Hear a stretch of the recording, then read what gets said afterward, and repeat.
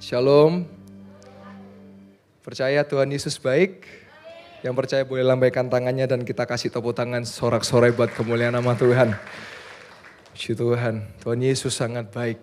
Saya baru saja tiba dari kota Blitar dan tadi pagi puji Tuhan saya dilantik menjadi wakil gembala di Gereja Betani Yestoya Blitar. Puji nama Tuhan. Dan satu sukacita, kalau saya boleh cerita sepanjang seminggu ini, cukup padat apa yang saya lalui dan Tuhan begitu baik. Mulai dari hari Senin saya berangkat ke Surabaya sekitar jam 5 jam 6. Saya tiba di Surabaya, saya jam 12 sudah lanjut ke Jombang, di cabang kita yang di Jombang. Kenapa? Karena Bapak Gembala meminta tolong saya untuk setiap cabang sudah akan bisa live streaming dengan baik, dengan luar biasa. Setengah 2 pagi saya sampai di Jombang, jam 2 saya jemput tim vendor yang akan memasang untuk multimedia kami di Jombang. Kami pasang sampai jam 5 pagi, lalu kami beranjak ke Blitar jam 6 sampai di Blitar jam 8. Jam 9 kami makan pagi sampai jam 9, jam 9 kami ke gereja, kami pasang alat-alat di situ. Dan memang kami memesan sebuah komputer di Malang untuk di Blitar. Dan baru selesai hari Selasa sehingga saya langsung, Bapak Ibu, dari Blitar ke Malang balik lagi ke Blitar. Dan saya puji Tuhan semua Tuhan baik, tiba dengan selamat dan semua Tuhan baik. Lalu Rebo saya nginep di Blitar, lanjut ke Surabaya. Surabaya kembali ke Malang dan Kamisnya saya kembali ke Blitar sampai tadi. Dan saya percaya Tuhan begitu baik. Karena saya begitu mengasihi Tuhan dan karena Tuhan sudah berikan yang terbaik buat hidup saya. Biar Tuhan yang tahu apa yang sudah terjadi, apa yang sudah dilakukan. Ada lagu berkata, walau kini ku menabur benih sambil mencucurkan air mataku, percaya suatu saat ku kan menuai berkasnya sambil bersorak-sorai. Dialah Tuhan yang tahu setiap tangis dan seru doa saya. Tuhan begitu baik. Hari Kamis ada saksinya banyak. Ada Pak Dio, ada Pak Afat, ada full timer saya ke gereja. Suara saya serak Bapak Ibu. Karena arus yang deras. Saya harus nyetir kembali. Saya lakukan karena saya mengasihi Tuhan dan Tuhan mengasihi saya. Suara saya sempat hilang Bapak Ibu, agak serak menuju ke hilang. Saya perjalanan ke Blitar karena malam saya harus berkhotbah di doa malam di Blitar. Saya sempat down karena suara saya sempat serak Bapak Ibu. Tetapi saya punya istri yang luar biasa. Istri saya menguatkan saya dan berkata, gak usah takut, Tuhan bisa sembuhkan. Dan saya imani, saya percaya, tapi selagi suara saya sudah mau hilang, udah mau habis Bapak Ibu. Dan tahukah mujizat, saya memang melayani di mujizat dan kesembuhan. Saya mendoakan orang-orang sembuh dan malam itu saya mengalami kesembuhan. Dan saudara boleh lihat videonya, boleh ditayangkan video saya hari Kamis waktu di Blitar Bapak Ibu. Boleh ditayangkan multimedia? Ini waktu saya khotbah di doa malam di Blitar. Bisa ditayangkan? Nah ini waktu saya suaranya boleh dikeluarkan, diulang. Suaranya dikeluarkan. Ya, saya sempat kehilangan suara. Diulang dari awal? Tadi pagi suara saya hilang. Diulang dari awal. Terus tadi waktu di mobil, istri saya luar biasa menguatkan videonya saya. Videonya boleh diulang dari awal. Masih terjadi karena saya diulang dari awal videonya. Ya. Dan puji Tuhan malam hari suara saya kembali dan saudara bisa mendengar suara saya. Videonya boleh diulang dari awal. Multimedia minta tolong diulang dari awal. Ya. Karena 3 hari cukup padat. Videonya bisa, dan sebagainya, saya sempat kehilangan suara. Bisa. Sampai tadi pagi suara saya hilang. Dari awal.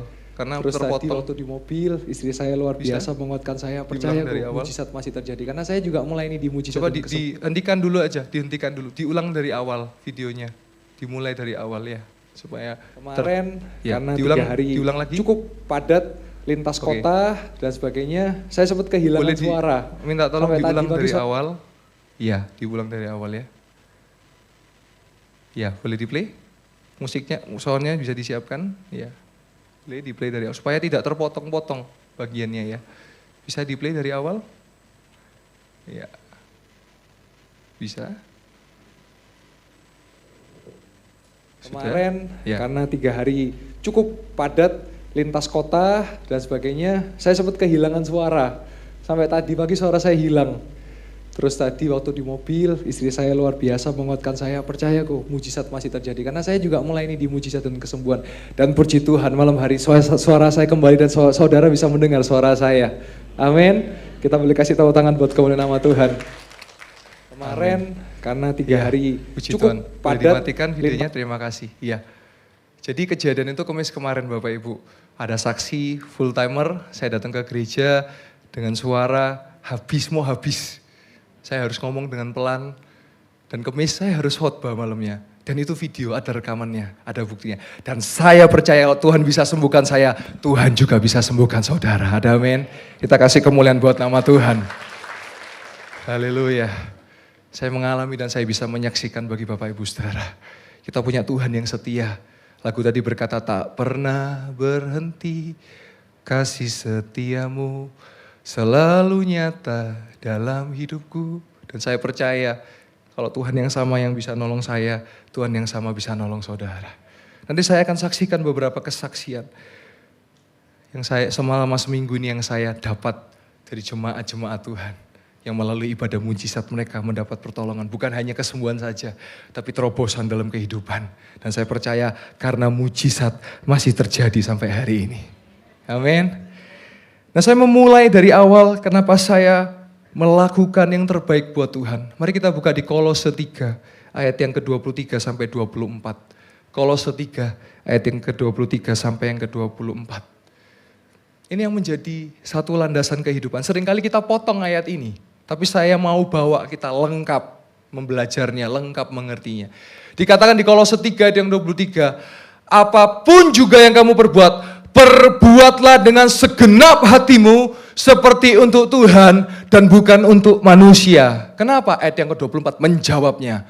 Kamu tahu bahwa dari Tuhanlah kamu akan menerima bagian yang ditentukan bagimu sebagai upah. Dan Kristus adalah Tuhan dan kamu adalah hambanya. Jadi jangan pernah melakukan sesuatu berharap imbalan kepada manusia. Pasti apa? Kecewa. Tapi hari ini lakukan segala sesuatu untuk Tuhan karena apa? Upah kita datangnya daripada Tuhan. Amin. Dan saya percaya dia Allah yang memegang janji dan dia menggenapi janjinya. Saya lakukan kenapa? Karena bukti kasih. Saya mengasihi gereja Betania Stoya. Saya mau melakukan yang terbaik buat gereja Betania Stoya. Sehingga beberapa seminggu ini saya lakukan, puji Tuhan saya bisa berjumpa dengan Bapak Ibu. Dengan kondisi sehat dan suara yang jelas. Bapak Ibu bisa mendengarnya. Karena Tuhan baik. Sebab itu saya di awal berkata, Tuhan Yesus baik. Kasih itu bukan cuma ucapan, tapi kasih itu tindakan. Ada amin. Sering kita berkata, I love my family, saya sayang keluarga saya.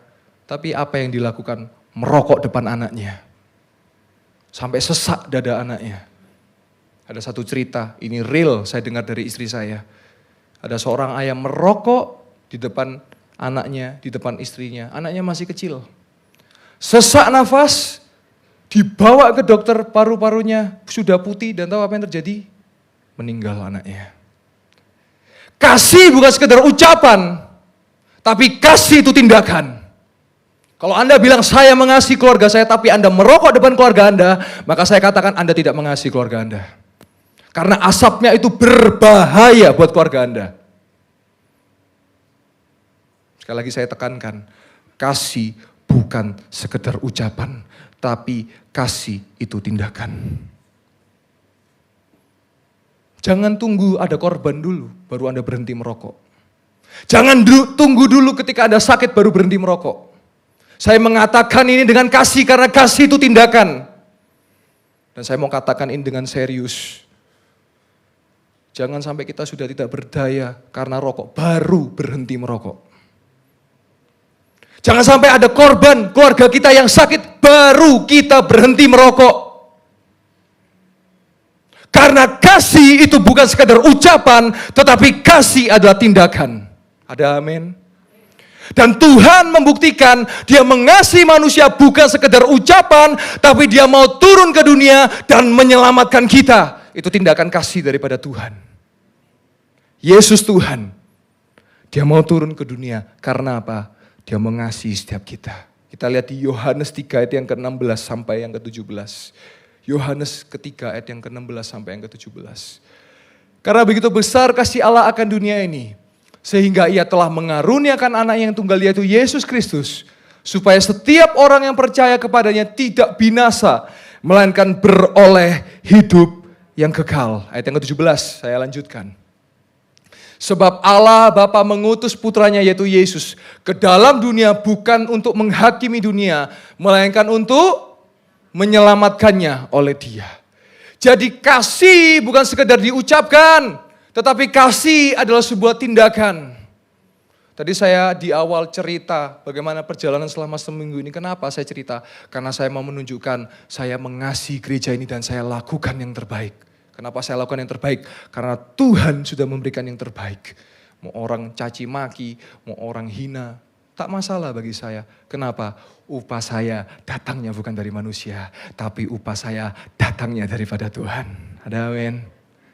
Itulah sebabnya fokus kita dalam hidup jangan fokus pada manusia, tetapi fokus kepada Tuhan. Kalau fokus kita kepada manusia, kita akan lakukan yang terbaik kalau dilihat manusia. Tapi kalau nggak dilihat manusia, ya udah nggak lakukan yang terbaik. Tetapi fokus kita yaitu Tuhan. Saya mau cerita, saya dulu sekolah Alkitab di Singapura. Saya tidak punya keluarga di Singapura. Orang tua saya tidak memantau 24 jam di Singapura.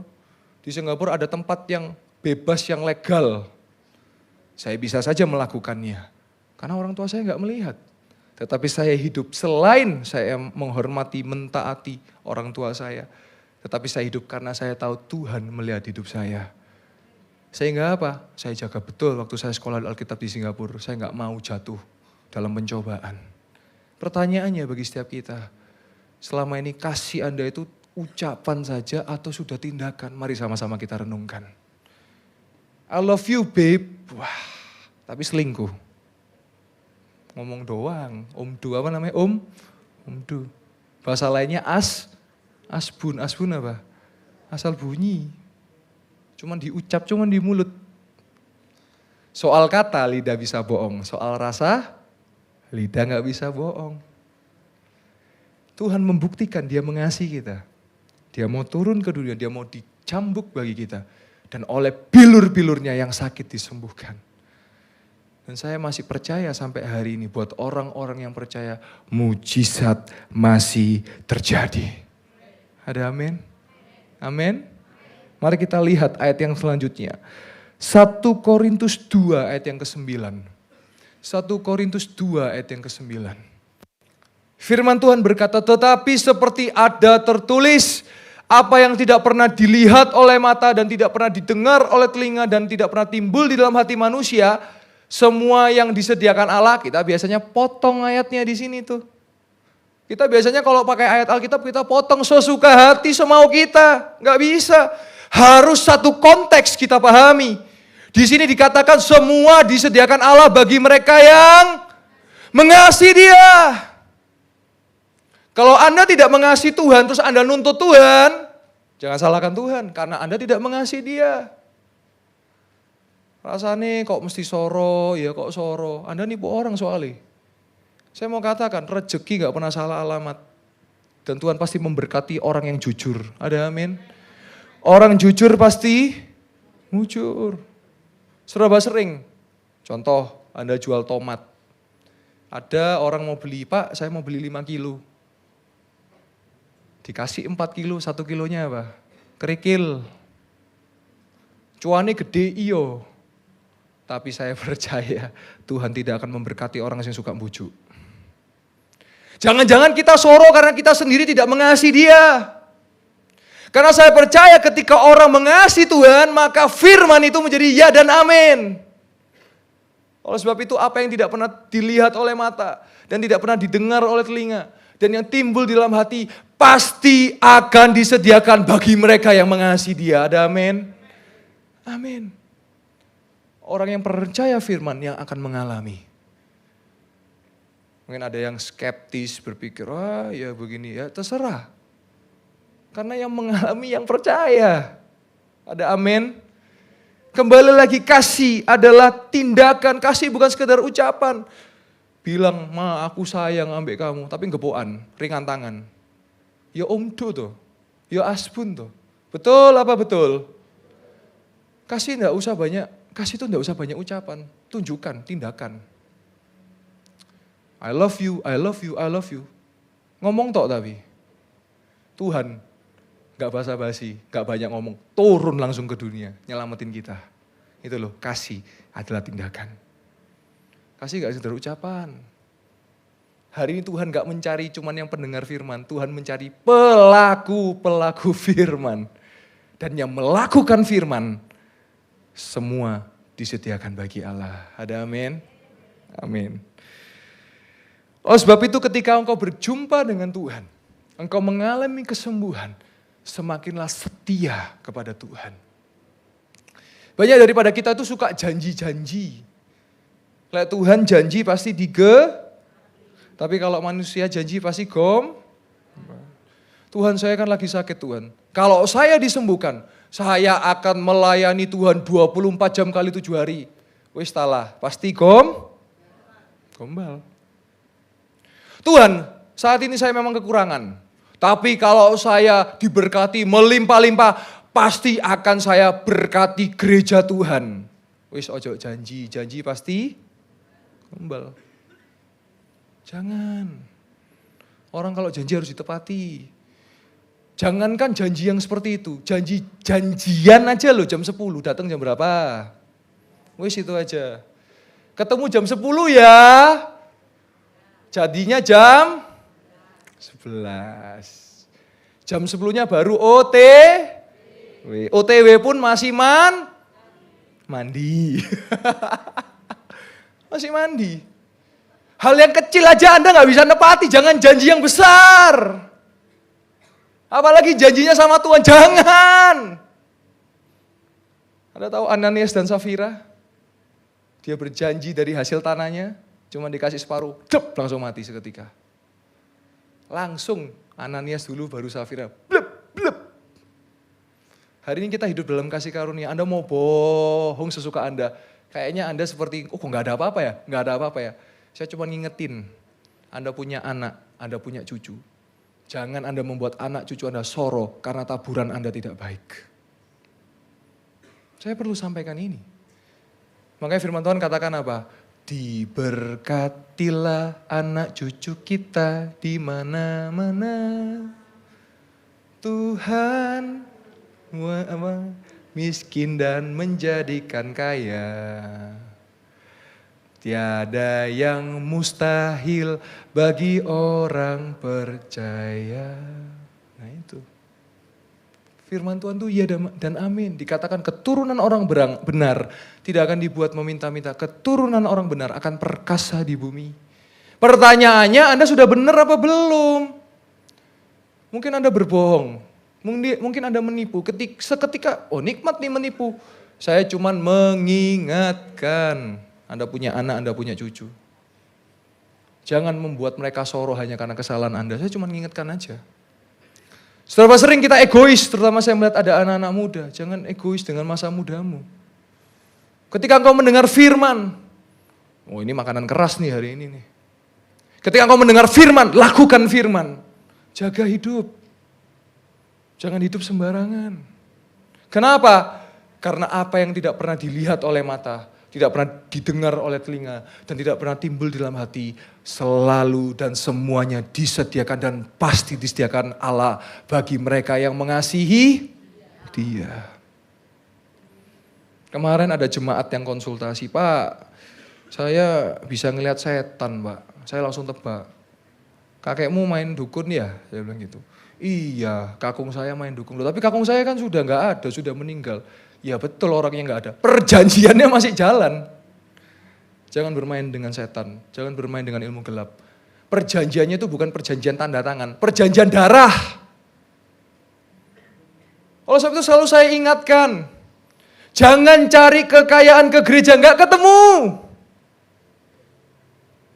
Cari kekayaan itu ke gunung-gunung itu loh. Tapi saya cuma ingatkan, ke gunung-gunung pasti nggak gratis. Pasti ada tumbal. Kenapa kita perlu ke gereja? Apa yang kita cari? Kita datang ke gereja karena kita rindu bersekutu dengan hadirat Tuhan. Dan kita rindu bersekutu dengan sesama kita. Gereja gak hanya bicara soal gedung. Ya, gereja butuh gedung, betul. Oleh sebab itu kita membangun gereja. Tetapi gereja itu adalah orang-orangnya. Eklesia, eklesio. Persekutuan. Enak ya ibadah kan online. Ayo saya tanya, lebih enak online atau onsite? Onsite. Karena ada yang namanya persekutuan. Ada yang namanya koinonia, persekutuan. Mari di akhir zaman ini semakin setia. Jangan lagi untuk hal-hal yang lain. Kenapa saya percaya Yesus dan saya melayani Yesus dengan luar biasa? Kenapa? Bukan karena saya anak orang Kristen, bukan.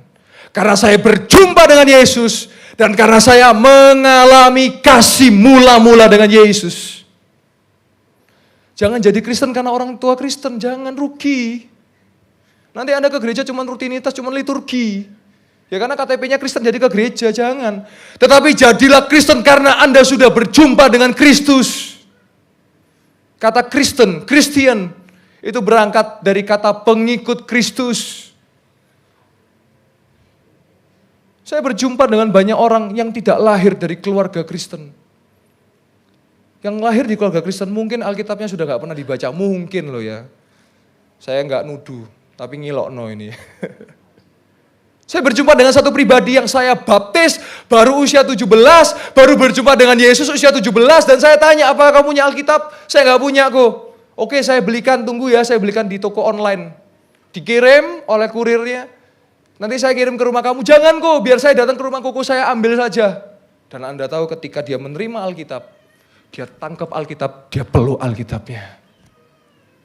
Kenapa?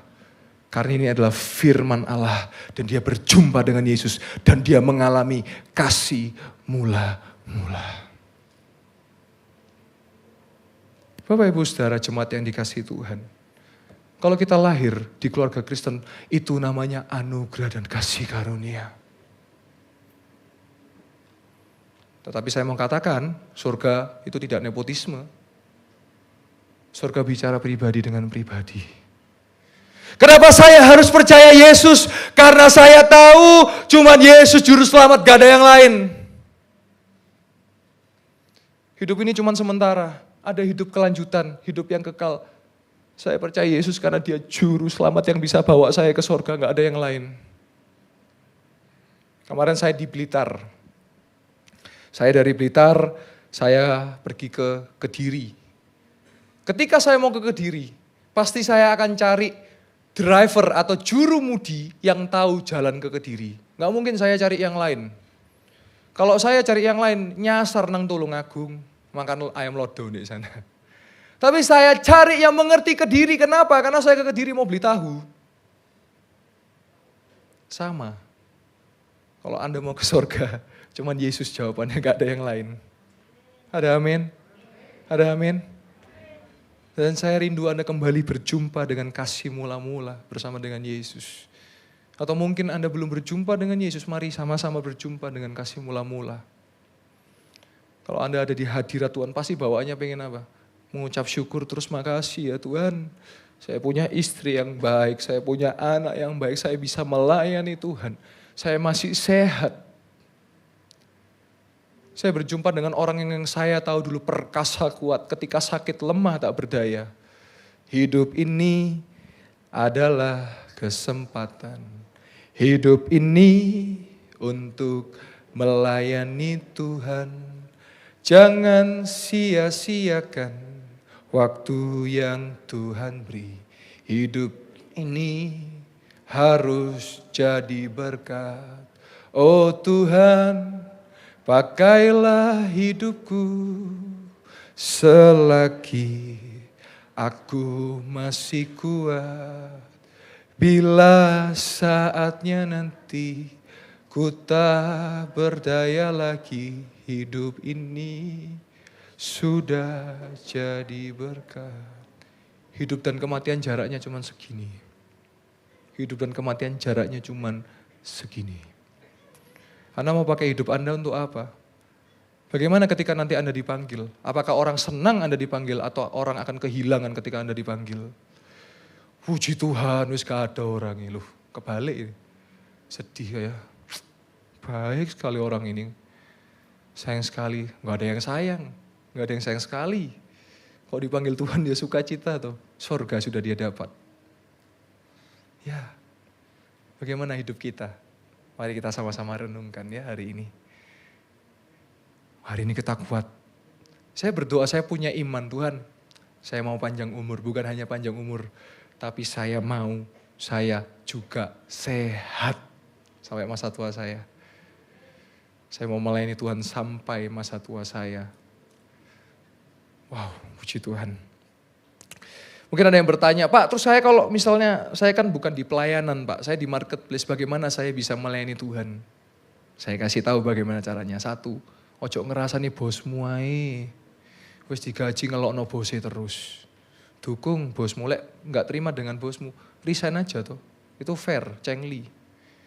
Mau terima gaji kok ngelokno bose. Itu contohnya, 1. 2, jujur dalam pekerjaan. Lek notai beli 10, tulisan 10, ojo 12. 2 ini dimakan dewe. Itu contoh.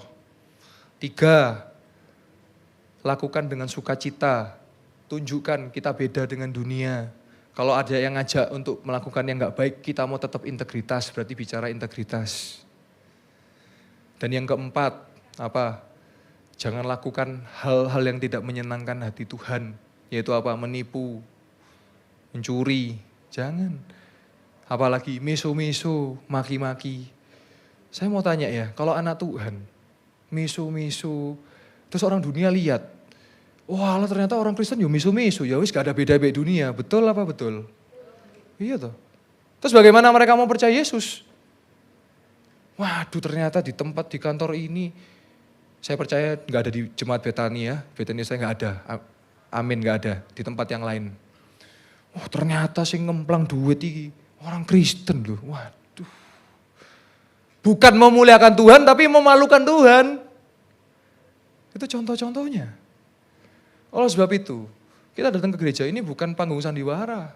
Anda datang angkat tangan gitu. Tapi keluar misuan, ngemplangan, nipuan, jahat be orang. Ini bukan tempat panggung sandiwara.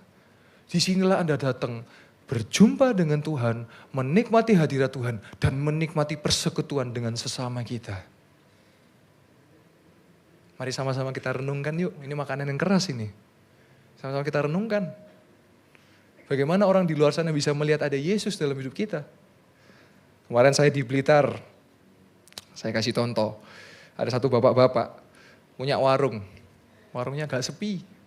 Apa yang saya bisa lakukan? Bapak ini bukan orang percaya, saya datang ke warungnya, saya habisin semua itunya, snacknya. Tapi saya bayar loh ya, bukan saya makan gak saya bayar.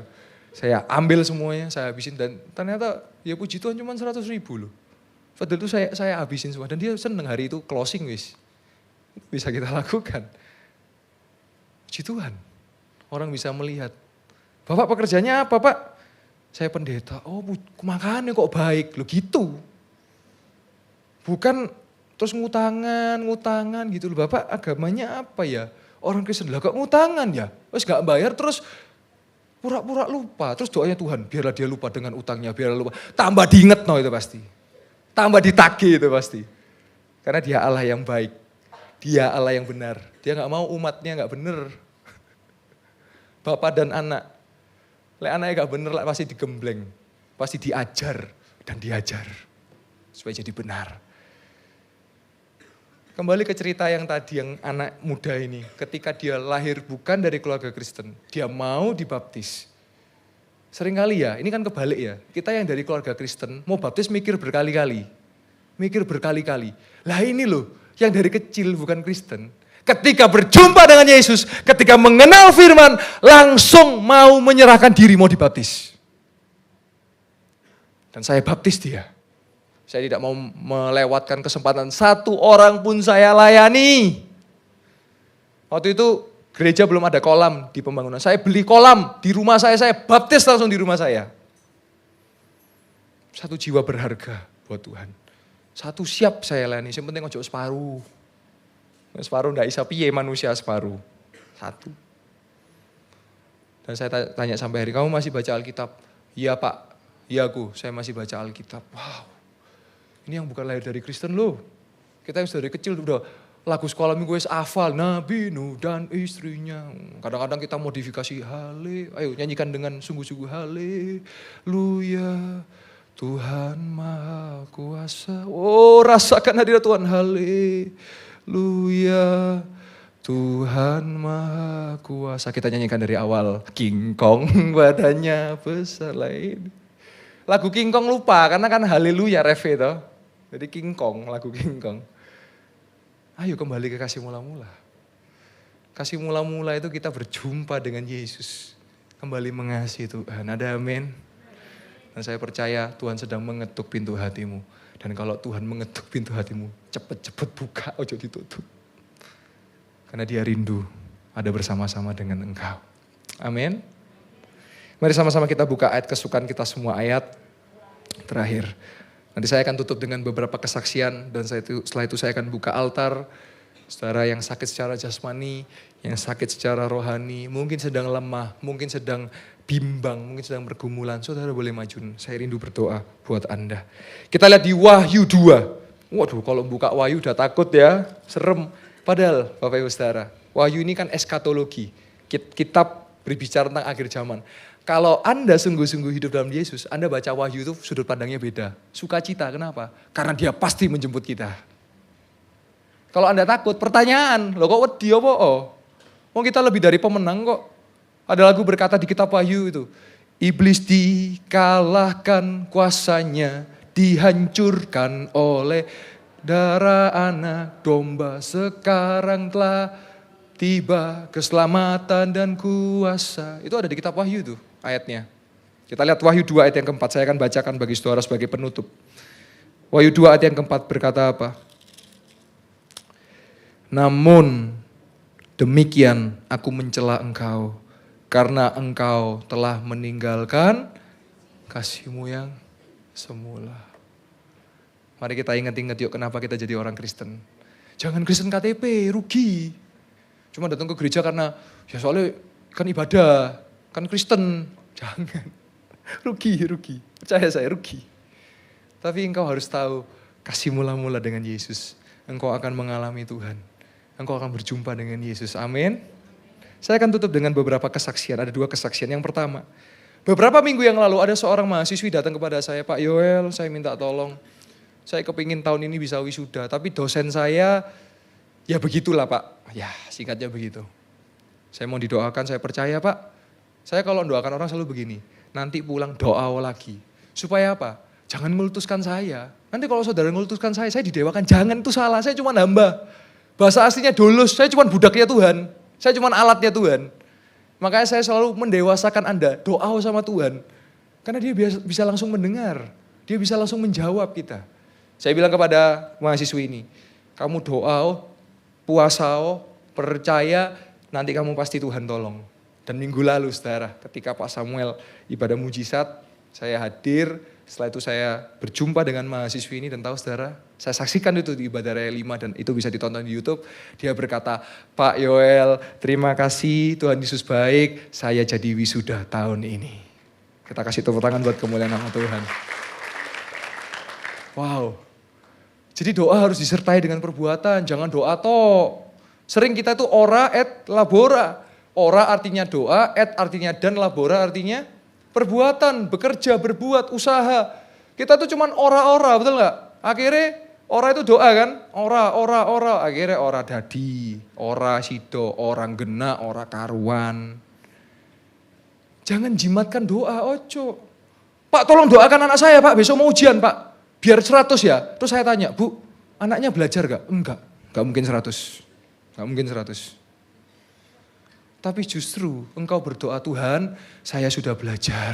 Saya malam-malam, tengah malam saya belajar. Saya serahkan ke tangan Tuhan. Saya percaya Tuhan berikan saya kepintaran, kecerdasan sehingga saya bisa dapat nilai 100, saya bisa dapat nilai A. Gitu. Sering kita gitu ya. Kadang-kadang menjimatkan doa. Tuhan, supaya ini besok 100 nilainya, jangan. Sekarang saya mau tanya, kalau Anda pas minta 100 gak belajar nih, didoakan dapat 100, nanti Anda ngeletuskan pasti. Wah, jimat no jimat. Kita ini gampang jimat-jimatin. Gampang apa? Kultus-kultusin. Sakti ini. Jangan. Enggak sakti-saktian. Oleh sebab itu doa dan perbuatan. Ya, itu harus saling berkesinambungan. Enggak bisa sendiri-sendiri. Engkau lakukan bagianmu, engkau berdoa, Tuhan akan memberikan kekuatan. Ya, yang terakhir. Ada seorang yang kemarin menghubungi saya kemarin malam.